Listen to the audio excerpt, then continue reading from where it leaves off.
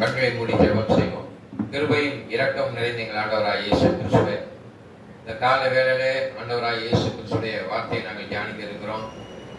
அன்னுடைய வார்த்தை எங்களுக்கு மிகுந்த ஆசீர்வாதமாய் மாற்றித்தாருங்க. இயேசு என்ற நாமத்தினாலே இந்த வேளையிலே எவைகளை நாங்கள் கேட்கிறோமோ அவைகளை கற்றுக்கொள்ள உதவி செய்யுங்க தகப்பனே. இந்த சத்தியத்திலே பிள்ளைகள் நிலைத்திருக்கும்படியாக, சத்தியத்தின்படி வாழும்படியாக அவர்களை நடத்துங்க. இயேசு நாம் இருக்கிறாவே, ஆமென். தேவனுக்கு பயப்பட வேண்டும். வேதவசனம் சொல்றது கர்த்தருக்கு பயப்பட வேண்டும் சொல்லியிருக்குது. அல்லையா? யாருக்கு பயப்படணும்? கர்த்தருக்கு பயப்பட வேண்டும் என்று சொல்லப்பட்டிருக்கு. கர்த்தருக்கு பயப்பட வேண்டியதனுடைய அவசியம், ஏன் பயப்படணும் கடவுளுக்கு என்று நீங்க யோசிக்கலாம். இல்லையா? அங்கே வேதவசனத்தை நீங்க வாசித்து பார்த்தீங்கன்னா யாத்திராகம புத்தகம் 15:11 வாசித்து பாருங்க. தேவனுக்கு பயப்படத்தக்கவர். இல்லையா? யாத்திராகம புத்தகம் 15ஆம் அதிகாரம் 11வது வசனம். கர்த்தாவே தேவர்களில் உமக்கு ஒப்பானவர். இந்த உலகத்துல தேவர்களுக்கு ஒப்பானவர் கடவுளை தவிர வேற யாருமே கிடையாது. யாரையுமே ஒப்பிடி பார்க்க முடியாது. ஆமென். பாத்தீங்களா? பரிசுத்தத்தின் மகத்துவம் உள்ளவராக இருக்கிறார்.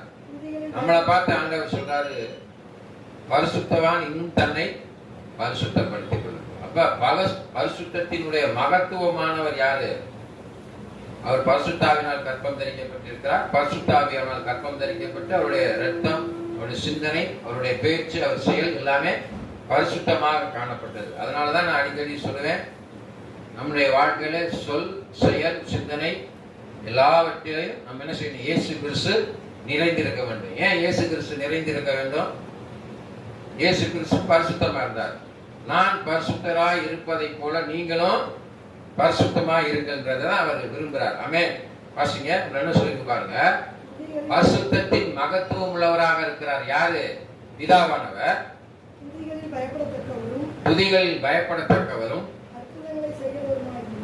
அற்புதங்களை துதிகளில் பயப்படத்தக்கவராகவும் அற்புதங்களை செய்கிறவராகவும் உமக்கு ஒப்பானவர் யார்? அற்புதத்தை செய்கிறவர் பிதாவானவர், இயேசுவானவர். உன்னால அற்புதம் செய்ய முடியுமா? என்னால முடியுதோ முடியலையோ சொல்ல முடியாது. நான் கர்த்தருக்கு உண்மையா இருந்தேன்னா, நான் ஒருத்தருக்கு ஜெபம் பண்ணா அவங்களுக்கு சுகம் கிடைக்கும், அற்புதம் நடக்கும், பிசாசு ஓடணும். அதான் ஊழியக்காரனை தெரிந்திருக்கிறார். இல்லையா? ஆண்டவர் உங்களோட இருக்கிறார், உங்களோட ஜெபம் கேட்கப்படும். ஆனால் ஊழியக்காரனத்துல விசேஷமா என்ன சொல்லி இருக்குது? அபிஷேகம் பண்ணப்பட்டிருக்கிறார்கள். அதனாலதான் வியாதிப்பட்டவர்களை என்ன செய்யறாங்க? ஆலயத்துக்கு கொண்டு வந்து எண்ணெய் பூசி ஜெபம் பண்ண சொல்றாங்க. இல்லையா? ஆமென். அதுக்காக பாஸ்டர் ஜெபம் பண்ணாதான் சுகமாகுன்ற சிந்தனை உங்களுக்கு இருக்கக்கூடாது. முதல்ல உங்கள்கிட்ட விசுவாசம் இருக்கணும். கர்த்தர் என் ஜெபத்தை கேட்பார், என் விண்ணப்பத்தை ஏற்றுக்கொள்வார் நம்பிக்கையோடு இருக்கணும். அல்லையா? சிலருக்கு கொடுக்கப்பட்ட வரங்கள் இருக்கும். சுகமளிக்கும் வரம், தீர்க்க தரிசன வரம், விசுவாச துரத்தும் வரம் இருக்கும். வரம் உள்ளவரிடத்துல போய் உனக்கு இருக்கிற பிரச்சனை, இப்ப நான் இருக்கேன், உதாரணமா ஒரு காரியம் சொல்றேன், எனக்கு சுகமளிக்கும் வரமும் தீர்க்க தரிசன வரமும் கொடுக்கப்பட்டிருக்கு. பிசாசு துரத்து வரம் கொடுக்கப்படலன்னு வச்சுக்கோங்க, நான் என்ன பிசாசு துரத்தினாலும் அது போகாது. இல்லையா? தெரிஞ்சுக்கிட்டீங்களா? அப்ப இன்னொரு போதருக்கோ அல்ல நம்ம சபை விசுவாசிகளோ ஜெபிப்பதனாலே பிசாசு வெளியே செல்கிறது என்றால் அவர்களுக்கு அந்த வரம் கொடுக்கப்படும். அவர்களிடத்தில் நாம் ஜெபம் செய்யணும். இல்லையா? இப்ப மருத்துவர் இருக்காருன்னு வச்சுக்கோங்க, அதுல அநேக மருத்துவர் இருக்கிறார்கள். இருதய சிகிச்சை நிபுணர் இருக்கிறாரு, எலும்பு முறிவு பிரிவில் இருக்கிறவங்க இருக்காங்க, குடல், ஈரல் அப்படி இருக்கிறாங்க, அப்புறம் சுகருக்கு இருக்கிறாங்க. இப்படி நிறைய பிரிவு இருப்பதை போல 5 வகையான ஊழியர்களை செய்யக்கூடிய ஊழியர்கள் இருக்கிறாங்க. ஆமென். அவங்க எல்லாமே யாருக்கு பயந்து நடக்கிறாங்க? கர்த்தருக்கு பயந்து நடக்கணும். ஏன்னா அவர் மகத்துவம் உள்ள தெய்வமாக இருக்கிறார். பயப்பட வேண்டியதனுடைய அவசியம். அவர் அற்புதம் செய்வார். உன்னை கொண்டு என்ன அற்புதம் செய்யணும்னு நினைக்கிறார், அதை செஞ்சிருவார். உன்னுடைய வாழ்க்கையில தேவன் என்ன சித்தம் வைத்திருக்கிறார் என்பதை நீ அறிந்து கொண்டாயானால் இந்த உலகத்தை ஜெயிச்சிடலாம். ஆமென்.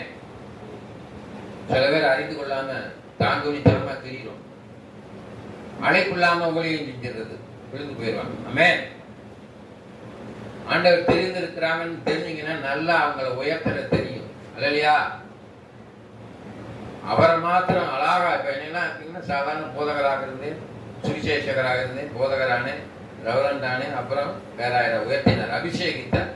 ஊழியர்களை அபிஷேகம் செய்வதற்கு தனி ஒரு ஆசீர்வாதம் இல்லையா? அதே போல உங்களையும் கர்த்தர் பயப்படுறீங்கன்னா கர்த்தருக்கு பயப்படுற பயம்தான் நம்முடைய வாழ்க்கையிலே நடக்கும். எப்படி பயப்படுவீங்க? விசுவாசிகள் வேதம் வாசிக்கணும், ஜெபம் பண்ணணும் இல்லையா? என்ன செய்யணும்? வேதம் வாசிக்கணும். சத்தியத்தை அறிவீர்கள், சத்தியம் உங்களை விடுதலையாக்கும். அன்பான தேவ பிள்ளைகளை, வேதத்தை வாசிச்சாதான், வாசிக்கலன்னா ஒண்ணுமே செய்ய முடியாது. ஒவ்வொரு நாளும் ஆண்டோடைய வார்த்தையை யார் தியானிக்கிறீங்களோ அவங்கதான் அவங்க வாழ்க்கையில ஆசீர்வாதமா இருப்பீங்க. என்ன போராட்டமும் உங்க வந்தாலும் அதை சீரோவாக்கிடுவார். நீங்கள் சும்மா இருப்பீர்கள், நான் உங்களுக்காய் யுத்தம் பண்ணுவேன். ஆமென். அதனாலதான் பயப்படத்தக்கவர்கள் யார் பயந்தார்? மோசே பயந்தார். ஆமென். ஆபிரகாம் பயந்தார், ஆதாம் பயந்தான், ஆதாம் பாவம் செய்யல,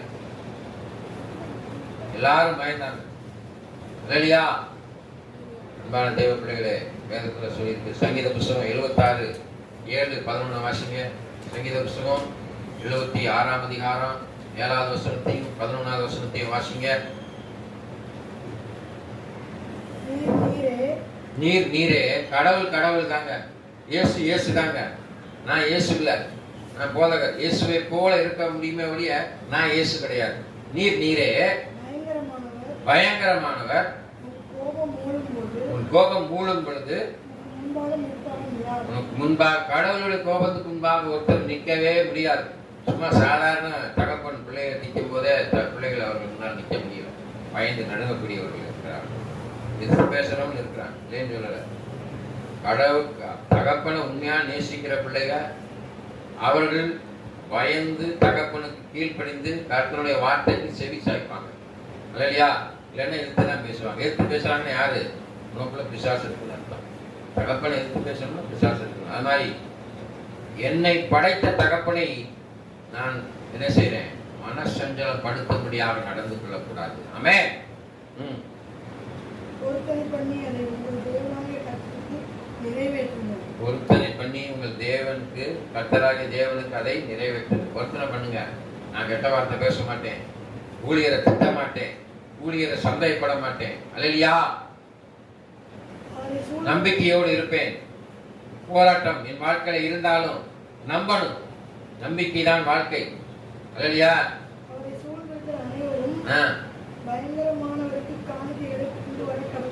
அவர்களை சூழ்ந்து இருக்கிறவர்கள் பயங்கரமா காணிக்கை கொண்டு இயேசுவை சூழ்ந்திருக்கிறார், பிதாவை சூழ்ந்திருக்கிறார். என்னை கண்டவன் பிதாவை கண்டான். அன்பான தேவ பிள்ளை, பிதா சொல்றது பிதா மாத்திரம் சொல்லல, வேதத்துல இயேசு இருக்கிறார். from the beginning he is there.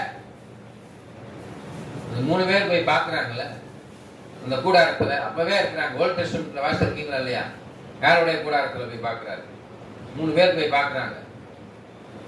அந்த 3 பேர் யாரு? இயேசு, பரிசுத்த ஆவியானவர், பிதாவானவர்.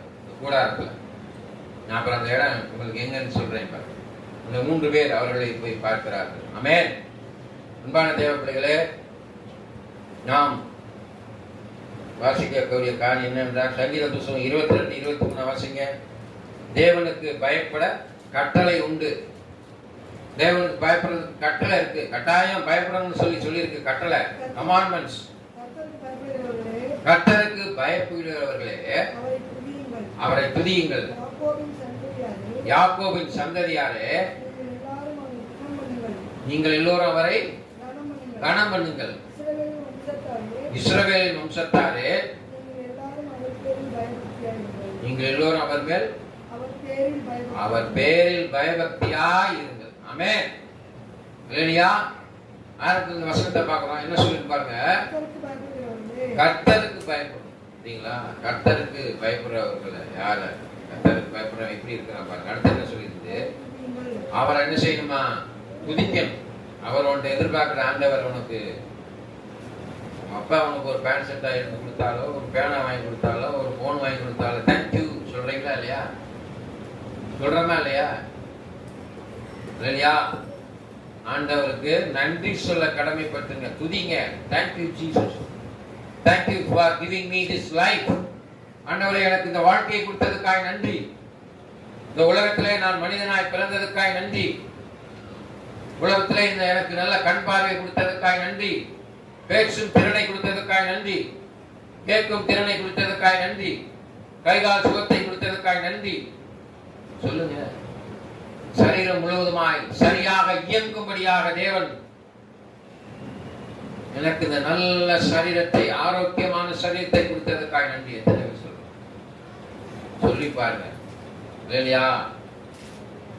அப்புறம் என்ன சொல்றாரு பாருங்க, யாக்கோபின் சந்ததியாரே, எல்லாரும் என்ன, அவருடைய பெயர் எப்படிப்பட்டதாக இருக்கிறது?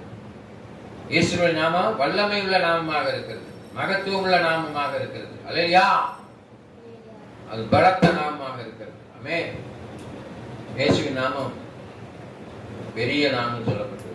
33:8 சங்கீதம் 33:8.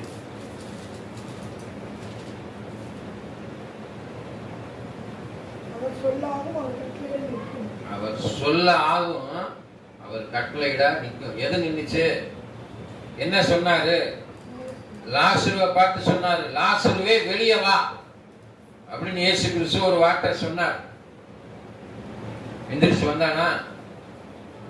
அவர் கட்டளையிட நிற்கும். எது நின்னுச்சு? காற்றும் கடலும் இறைந்த பொழுது அவர் இறையாதேன்னு ஒரு வார்த்தை தான் சொன்னார். நின்றுச்சு, இயற்கையா நின்றுச்சு. அல்லேலூயா. நீ உன் வாழ்க்கையில எதை சொல்லி நிற்கிது? உன் பிள்ளைங்க எதை சொல்லி கேட்குது? யோசிச்சு பாரு. உன்னுடைய விசுவாசம் எப்படிப்பட்டதா இருக்கிறது? இந்த மலையை பார்த்து பெயர்ந்து போ, இந்த சமுத்திரத்துல விழுன்னு சொன்னா விழுகும். சொல்லி பாரு, எவ்வளவு விசுவாசம் இருக்கும்? கடுகளவு விசுவாசம் இருந்தா அந்த மலையை பார்த்து பெயர்ந்து போய் சமுத்திரத்தை தள்ளி விட்டு போவதாகன்னு சொன்னா போகும். ஆனா இன்னைக்கு ஊழியர்களோ ஜனங்களோ இயேசுவின் நாமத்தினாலே இந்த சரீரத்துக்குள்ளாக இருக்கிற பிசாசை ஓடி போ சொன்ன உடனே போகணும். போ போ போனதுக்கே உன்னை நல்லா தெரிஞ்சுக்காங்க பிசாசு சொல்லு. அல்லேலூயா. இயேசுவின் நாமத்தினாலே என் தலைவலி நீங்குவதாக, என் வயிற்றில் இருக்கிற காரியம் நீங்குவதாக, வயிற்று வலி நீங்குவதாக சொல்லி பாருங்க. உங்க விசுவாசம் எப்படி இருக்குன்னு சோதித்து பாருங்கள், பரிசோதித்து பாருங்க. ஆமென். அதாங்க பிராக்டிஸ்.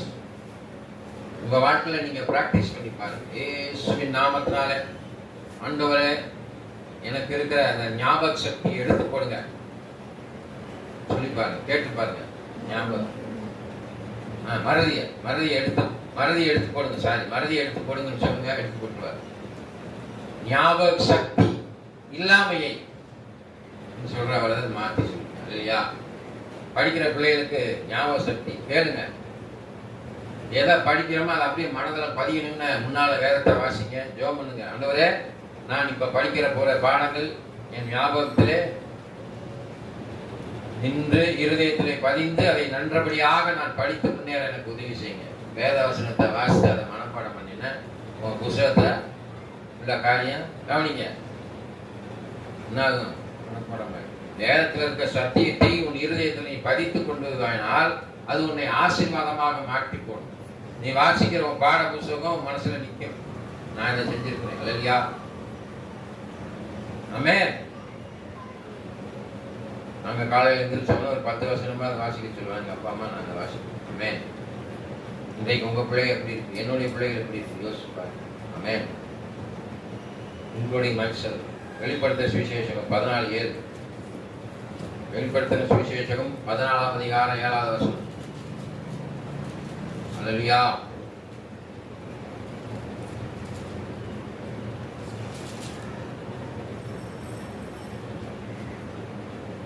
வெளிப்படுத்தின சுவிசேஷகம் 14:7. மிகுந்த சத்தமிட்டு தேவனுக்கு, பார்த்தீங்களா? மிகுந்த சத்தமிட்டு தேவனுக்கு பயந்து அவரை மகிமைப்படுத்துங்கள். அவர் நியாய தீர்ப்பு கொடுக்கும் வேலை வந்தது. வானத்தையும் பூமியும் சமுத்திரத்தையும் நீர்நிலைகளையும்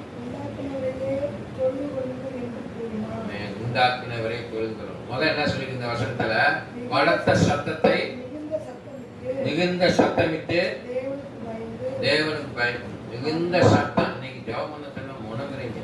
நல்லா உரத்த சத்தத்துல என்ன செய்யணும்? உரத்த சத்தத்துல ஜெபம் பண்ணணும்.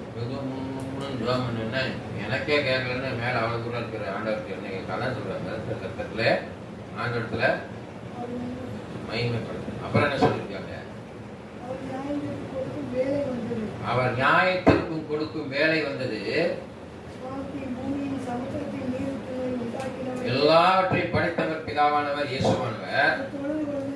அவரை தொழுதுகிறோம். காலையில் எந்திரிச்ச உடனே, ஆண்டவரே இந்த நாளிலே நீர் எனக்கு கொடுத்த நல்ல சுகத்திற்காய் பலத்திற்காய் சுகத்திரம், இந்த நாளை காணும்படியாக நீர் எனக்கு செய்த பெரிதான தெய்வக்காய் நன்றி சொல்லி தொழுது கொள்ளுங்க. ஆமென்.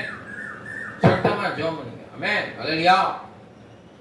அதனாலதான் சொல்றது, கர்த்தர் நல்லவர் என்பதை ருசித்து பாருங்கள். பிரியாணி நம்ம சாப்பிடணும்னு எப்படி ருசித்து அதை ரசித்து அதை என்ஜாய் பண்ணி சாப்பிடுறோம். ஆமென். சந்தோஷமா சாப்பிடுறோம். பிரியாணினா அதுக்கு ஒண்ணு நம்ம ஒரு காரியம். அதே போலதான் ஆண்டவருடைய வார்த்தை. ஆமென். எங்க சங்கீத புஸ்தகம் 19:9. சங்கீத புஸ்தகம் 19:9.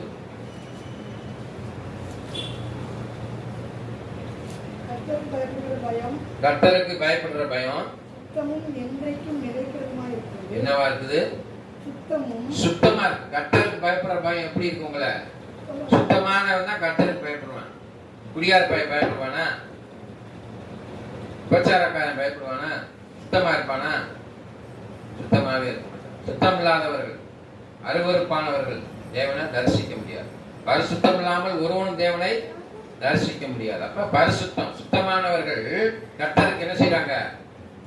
பயப்படுறாங்க. என்றைக்கு அது நிலைக்கும். இப்ப மாத்திரமல்ல, எப்பயுமே அது நிலைத்து நிற்கக்கூடியதாக இருக்கிறது என்று சொல்லப்பட்டிருக்கிறது. ஆமென். கர்த்தருடைய நியாயங்கள் அவைகள் அனைத்தும் நீதியுமாய் இருக்கிறது. கர்த்தருடைய எது நீதியா இருக்குது? கர்த்தருக்கு பயப்படுற பயம் தான் உங்க வாழ்க்கையில நிலைத்து நிற்கும். ஆமென். கர்த்தருக்கு பயப்படலைன்னா ஒண்ணுமே செய்ய முடியாது. அல்லேலூயா. அங்கே வேதத்துல வாசிக்கிறோம், யோபு யாருக்கு பயந்தார்? கர்த்தருக்கு பயந்தார். பயபக்தியா இருந்தார், விசுவாசத்தோடு இருந்தார். 28 யோபு 28 வாசிங்க. அல்லேலூயா. மனுஷனை நோக்கி இதோ ஆண்டவருக்கு பயப்படுவதே ஞானம், பொல்லாப்புக்கு பயப்படுவதே புத்தி என்று சொன்னார் என்று சொன்னார். யாரு? யோபு சொல்றார். இது ஆரம்பத்துல என்ன சொல்றாரு? மனுஷனை நோக்கி ஆண்டவருக்கு பயப்படுறதே ஞானம். அந்த சங்கீதத்துல சொல்லி கர்த்தருக்கு பயப்படுறதுல ஞானத்தின் ஆரம்பம். ஆண்டவருக்கு பயப்படுறதே ஞானம். அப்புறம் என்ன சொல்றா பாருங்க, ஆண்டவருக்கு பயப்பட்டேன்னா நீ என்ன செய்வ? பொல்லாப்பை விட்டு விலகிடுவ, பாவத்தை விட்டு விலகிடுவ. பாவத்தை விட்டு விலகிட்டேன்னா கர்த்தரை என்ன செய்ய முடியும்? பிடித்துக் கொள்ள முடியும். பாவம் பரிசுத்தம் இல்லாம கர்த்தர்கிட்ட போகவே முடியாது. ஆமென். அன்பான தேவ பிள்ளைகளே, அப்ப கர்த்தருக்கு பயப்படுற பயம்தான் உன் வாழ்க்கையில ஆசீர்வாதத்தை கொண்டு வரும். இந்த உலகத்துல யாரெல்லாம் கடவுளுக்கு பயந்து பயபக்தியா பரிசுத்தமா இருக்காங்களோ அவங்க தேவனை தரிசிக்க முடியும். தேவனை பார்க்கக்கூடிய ஆசீர்வாதம் யாருக்கு கிடைக்கும்? ஆமென். கர்த்தர் உங்களோட பேசும், கடவுள் உங்களோட பேசும். அதை நீங்க நல்லா உணர்ந்து கொள்ளலாம். சின்ன பிள்ளை ஜோனத்தான் ஆலயத்தில் உட்காந்துருக்கும் போது கொஞ்சம் பயப்படுவான் இருட்டுல போகும்போது. அப்போ ஒரு வேத வசனம் காட்டுல இருந்து பறந்து கீழே விழுந்து அவனுக்கு வந்தது. அவனுக்கு ஞாபகம் தான் தெரியல. பயப்படாதே தெரியாதே நானும் தேவன் என்ற வசனம் அவனுடைய அந்த வாக்குத்தை தான் அவன் போச்சு. அதை பார்த்து அவன் சொன்ன அண்ணிலிருந்து அவன் இருட்டை பார்த்து பயப்படுறான். ஆண்டவர் பேசுகிறார். நான் இன்னும் கொஞ்சம் வாலிபனாய்தான் கர்த்தருக்கு நெருங்கி ஜீவிக்கிறார் என்று கர்த்தர் அவனை பிடித்திருக்கிறார். நேற்றைய தினத்தில் நடந்த மீட்டிங்கில் அநேக பேர் அவர் நல்லா பாடுறாரு, அவன் அபிஷேகம் பெற்றிருக்கிறார் என்று சொல்லி சொன்னார். அப்படி கர்த்தரை புடிச்சுக்கிட்டோம்னா ஆசீர்வாதம். கர்த்தர் பேசினார், ஒரு சாட்சி சொன்னேன். பயன்தான் அந்த பையன். அவனத்துல வார்த்தை மூலமா பேசினார். நேரா வந்து பேச மாட்டார். கண்களினால் காணப்படாத தெய்வம். இப்ப இருக்கிற தெய்வம் நீ கண்ணால பார்க்க முடியாது, எங்கும் வியாபித்து இருக்கிறார். காற்றை போல மேக்னம் ஆவியானவர் உனக்குள்ள இருக்கிறார், எனக்குள்ள இருக்கிறார், இங்க இருக்கிற அனைவருக்குள்ளாக இருக்கிறார். ஆமென். அந்த ஆவியானவரை நீ என்ன செய்யணும்? சரியாக பயன்படுத்த வேண்டும். ஆமென். கண்களை மூடி ஜெபம் செய்வோம். மகா இரக்கமும் கிருபை நிறைந்த எங்கள் ஆண்டவராகிய இயேசு கிறிஸ்துவே, இந்த கால வேளையில் நம்முடைய வார்த்தையை கேட்கும்படியாக நீ செய்த பெரிதான தயவுக்காக நன்றி. கர்த்தருக்கு பயப்படுதலே ஞானத்தின் ஆரம்பம் என்று சொல்லியிருக்கிறேன். கர்த்தரை பயந்து நடந்தால் நாங்கள் அவரை தரிசிக்க முடியும், பார்க்க முடியும். ஆகினாலே எங்களுக்கு பரிசுத்தாவினோட துணை கொண்டு அறிவாக எண்ணமாக இருந்து எங்களை பயபக்தியாக செயல்படுத்துங்க. கர்த்தருக்கு பயப்படுற பக்கத்தில் எங்கள் பிள்ளைகளை வளர்க்க நாங்கள் முதலாவது கர்த்தருக்கு பயந்த பிள்ளைகளாக இருக்க முடியாது. உதவி செய்யும். மீட்பரும் உச்சகரமாக இருக்கிற இயேசு கிறிஸ்துவின் நாமத்தை வேண்டிக் கொள்கிறேன் சொல்லுங்க. ஆமென். என் ஆத்துமாவே கர்த்தரை சொல்லுங்கள், என் முழுமையாக பரிசுத்த நாமத்தை சொல்லுங்கள். என் ஆத்துமாவே கர்த்தரை சொல்லுங்கள். கர்த்தர் செய்த சகல உபகாரங்களையும் பண்ணுவார். ஆமென். நம் ஆண்டவராகிய இயேசு கிறிஸ்துவின் கிருபையும் பிதாவே என்னுடைய அன்பும் பரிசுத்த ஆவியான அன்பும் உங்களோடும் எப்பொழுதும் சதா காலம் இருப்பதாக. ஆமென்.